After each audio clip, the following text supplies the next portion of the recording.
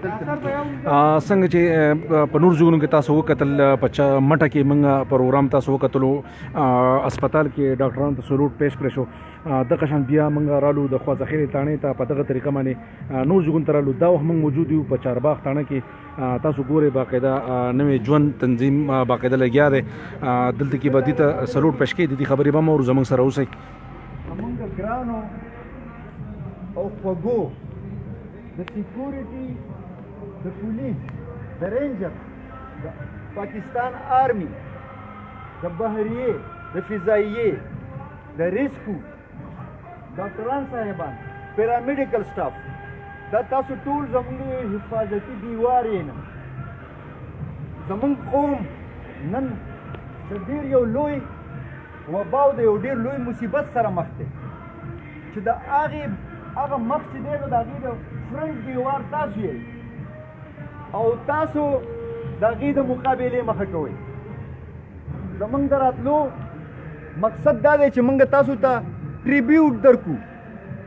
چې تاسو نن د قوم په دې دومره لوی درد او په دې خدمت کې شریک یئ او تاسو چې دا کوم ډیوټیانې په دې سختو حالاتو کې کوئ تاسو خپل کورونه پرېښودي دي تاسو خپل هر څه پرېښودي دي ستاسو چې کومه قرباني روانه ده نو هغه مثالي ده زمونږ د الله تعالی پاک نه دا دعا ده چې که الله پاک ناراضګي زمونږ نه نو مونږ به په توبه سره په استغفار سره د الله پاک نه د خپلو ګناهونو بخښنه غواړو او توبه به داسې وباسو چې آینده به مونږ داسې یو ناکاره کار نه کوو ای الله ته زمونږ نه راضي شي او زمونږ د دې پاک وطن نه پاکستان نه خصوصي طور په مونږ مهرباني وکړي او د دې بیمارۍ د مقابلې مونږ له حوصله راکړي او دا ته زمونږ نه ختمه کړي په دې سلسله کې مونږ راغلي ځکه چې زمونږ سیکورټي د پولیس روم کوم چې د ټولو نه اولنی سیویلین انعام په خپل لاس ما تا ته ستا په کور په غولي کې درکړی زه تا ته درخواست کوم چې زمونږ ملک بچیا نن د ډېر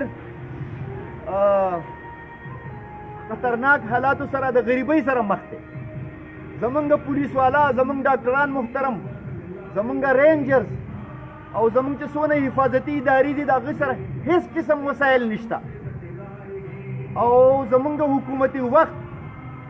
زمونږ سیاسي ډلې پرې هغه ټولې نن په یو او که څوک په یو روح نه دي موږ هغې ته اپیل کوو چې دا وخت د ټي وي ګانو د جګړو نه دی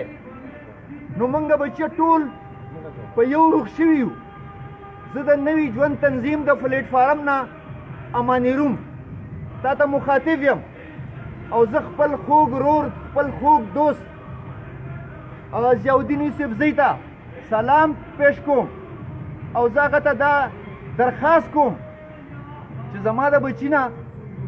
یو ډېر ښه امداد د پاکستان دپاره او خصوصا د خپلې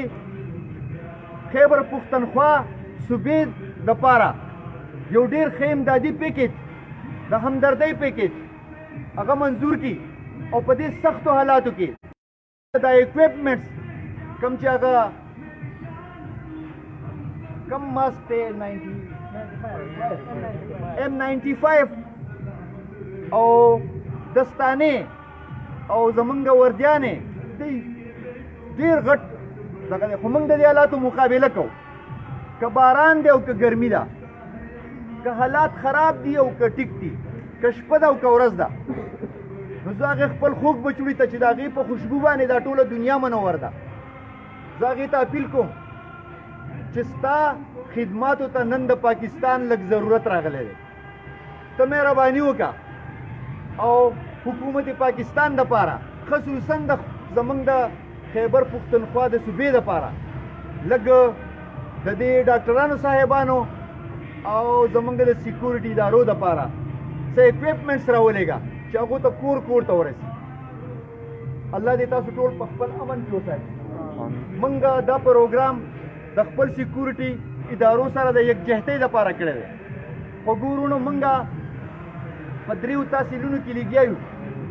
خو زمونږ نه تحصیل مټه او خوازخیله دا طرفونه پاتې وو نو نن موږ د سهار نه زمونږ پروګرام روان دی موږ هلته کې د هغه ډاکټرانو سره صاحبانو سره یکجهتي وکړه موږ د خپل مټې او د خواوشا د پولیسوالو سره یکجهتي وکړه او موږ هغې ته ټریبیوټ او سلام پیش کړو هغې سلام له موږ د ورکران راغلي دي دا د ټول قوم د طرف نه به تاسو ته سلام پیش کوي دا به د ټول قوم د طرف نه تاسو ته سلام پیش کوي او ستاسو به حوصله افزایي کوي او زمونږ د طرف نه به دا دغه چې دا ټول قوم سیاسي ادارې سماجي ادارې چې څومره نیکان خلک دي هغه ټول موږ ستاسو په شا ولاړ یو څوک به تاسو ته چیو به در رسو څوک به تاسو ته دا حالات ته رسو د چا به سینیټایزر او دستانه په وس کې کېږي او څوک به ستاسو په څه قسم او په څه قسم خدمت کوي خو موږ به ستاسو سره شا په شا ولاړ یو موږ به ستاسو نه هېڅ چرې جدا نه یو او دا موږ چې دا کم د یو بل سره د اتفاق او د مینې مظاهره کوو نو دا به د دې لپاره کوو چې الله پاک رحم په ډکې راشي او زموږ نه دا اوبه په خپل رحم باندې چوته کړي نو اوس به موږ باقاعده خپل پروګرام شروع کوو ملګرو تاسو لاول زموږ ټولې کې